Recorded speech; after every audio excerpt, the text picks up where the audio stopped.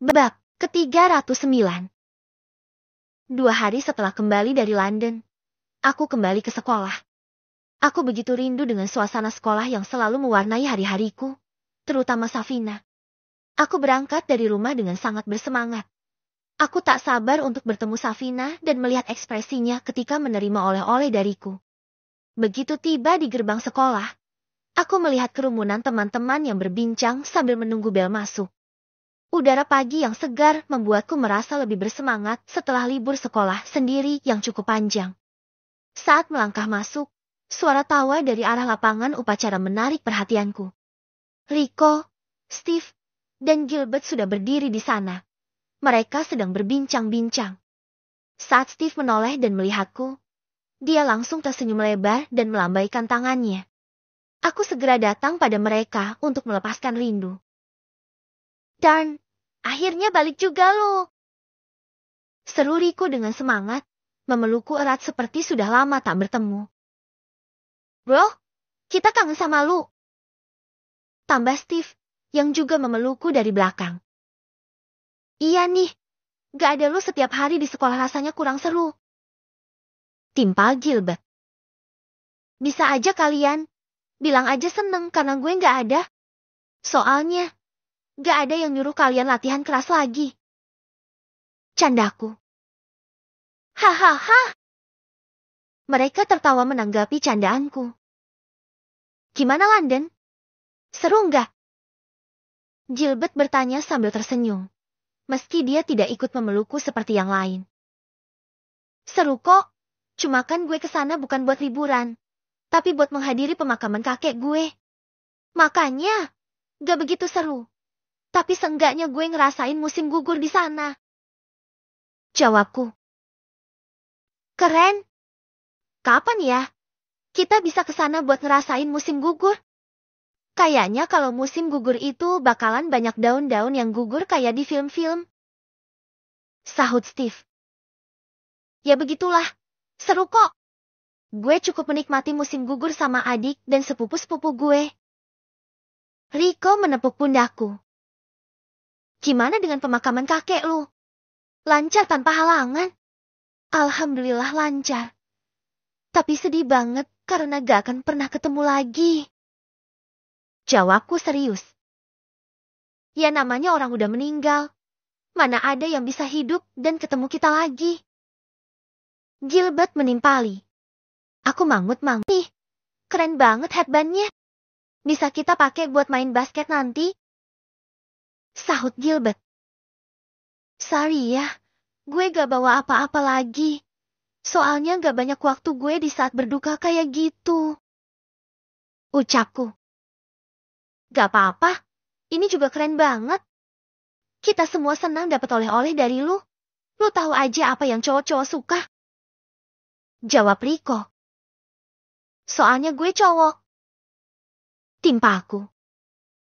Iya, gue lupa. Hahaha. Rico tertawa terbahak-bahak. Diiringi oleh kami semua yang ikut tertawa bersamanya. Guys, kita latihan basket yuk di jam istirahat. Ajakku pada mereka. Jujur, aku sudah ingin sekali memainkan bola basket selama di London. Sudah tak sabar untuk bergerak bebas di lapangan. Sialan, baru aja datang udah ngajakin latihan aja lu. Canda Gilbert. Mau gimana lagi? Tangan gue gatel nih pengen main. Rico langsung menepuk bahuku. Lah, emang segatel itu tangan lu? Ya jelas, udah lama gak mantul-mantulin bola jadinya gatel. Balasku. Steve menimpali. Lu sih enak jalan-jalan ke luar negeri, kita di sini cuma bisa latihan tanpa kapten. Ya elah, gue kan gak cuma jalan-jalan, tapi menghadiri pemakaman. Ya udah, nanti kita main basket deh. Hitung-hitung buat lemesin otot. Ujar Rico. Sip. Jawab kami. Kami berjalan bersama menuju kelas, terus bercanda sepanjang jalan. Rasanya menyenangkan bisa kembali ke rutinitas sehari-hari, terutama dengan teman-teman yang selalu bisa membuatku tertawa ini. Sesederhana itu, Kebersamaan dengan mereka terasa istimewa setelah lama tidak bertemu.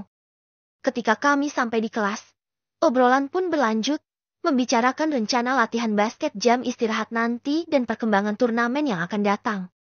Aku pun jawabku, berusaha tenang meski dalam hati sedikit gugup.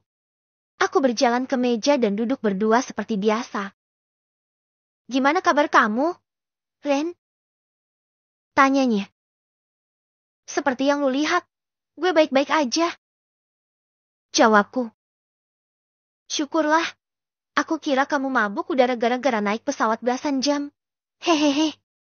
Iya, gue emang mabuk udara saat datang.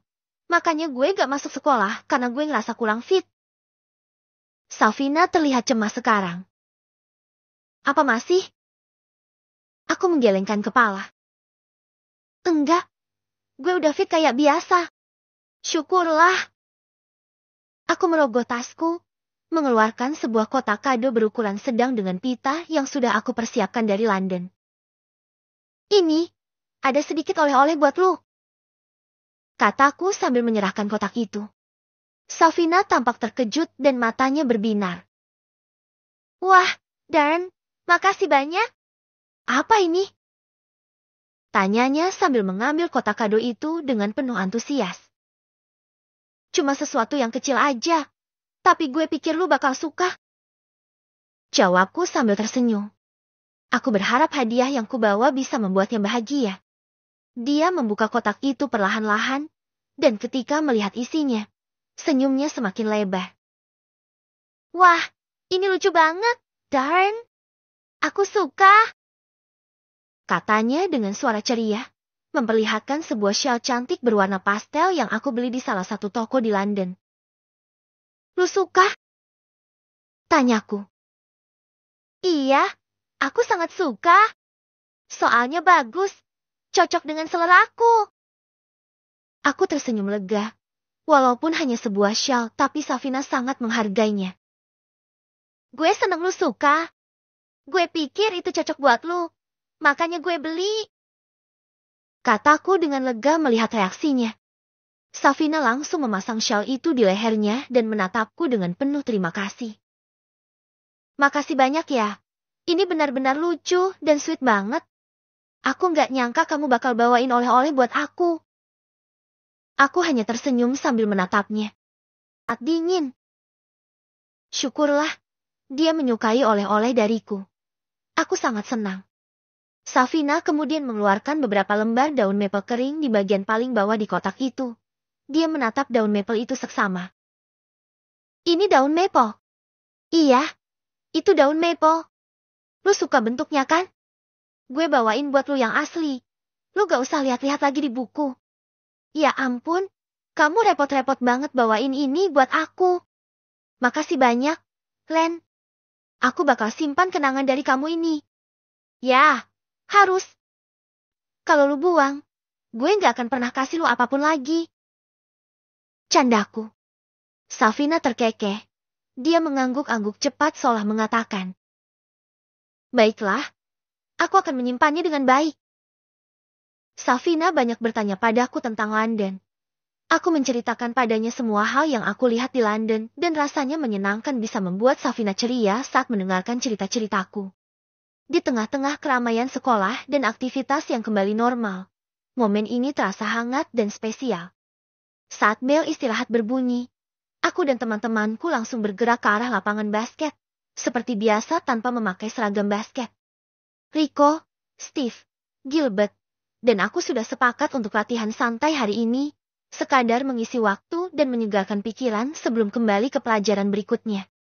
Begitu sampai di lapangan, kami cepat-cepat mengganti sepatu dan mengambil bola basket. Suasana di lapangan terasa segar, angin bertiup sepoi-sepoi, dan matahari tidak terlalu terik. Ayo, kita mulai, kata Steve sambil mengoper bola ke arahku. Aku menangkap bola itu dan mulai menggiringnya ke tengah lapangan. Gilbert dengan cepat menantangku dengan defense-nya yang rapat. Kami mulai bermain dengan semangat, melempar operan dan saling berusaha mengelabui satu sama lain. Rico, dengan gaya khasnya yang penuh semangat, langsung melesat ke depan dan menunggu operan dari Steve untuk mencoba layup.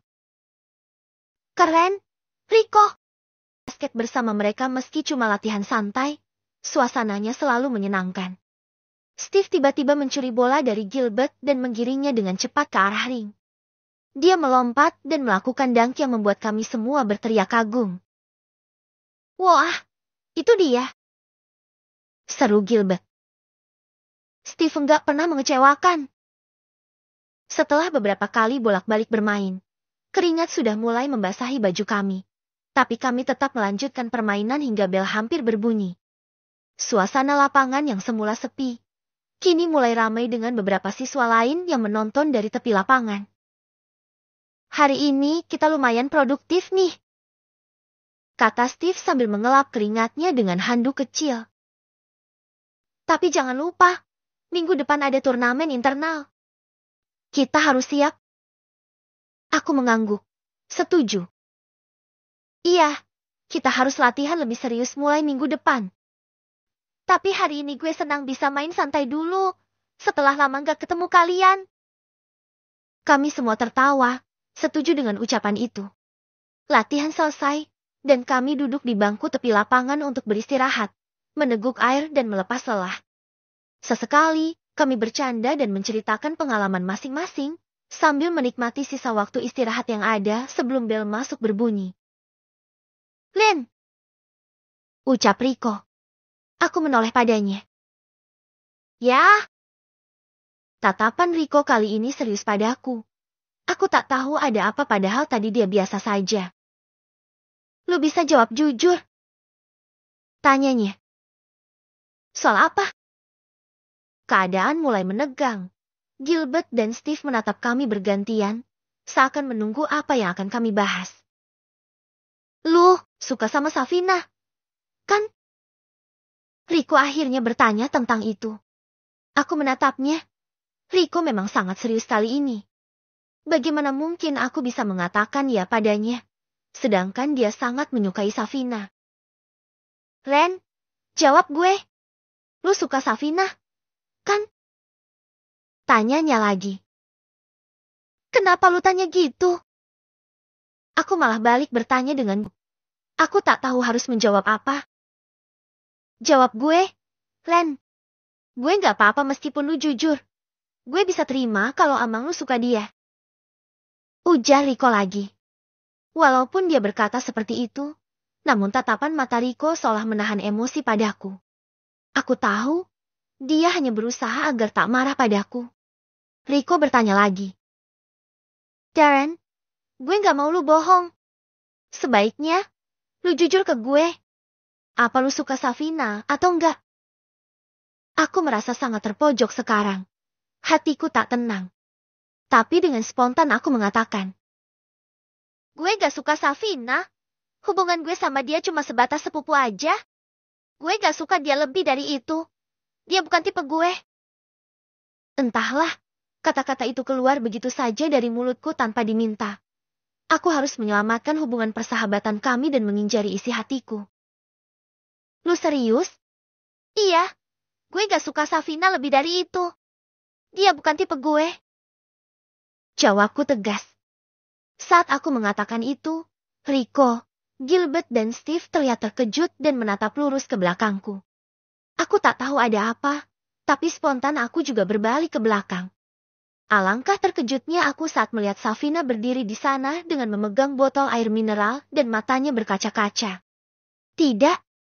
Safina mendengarkan apa yang aku katakan. Aku bangkit perlahan dari dudukku. Sah. Tiba-tiba air mata Safina berderai. Tanpa berkata apapun dia langsung pergi secepatnya dari hadapanku. Oh tidak. Ini kesalahan fatal yang aku lakukan. Safina. Panggilku. Namun, Safina tak menghiraukan aku dan dia sedikit pun tak menoleh ke arahku. Aku beranjak, berlari mengejarnya dan aku harus menjelaskan padanya kalau tadi hanya sebuah sandiwara saja. Bab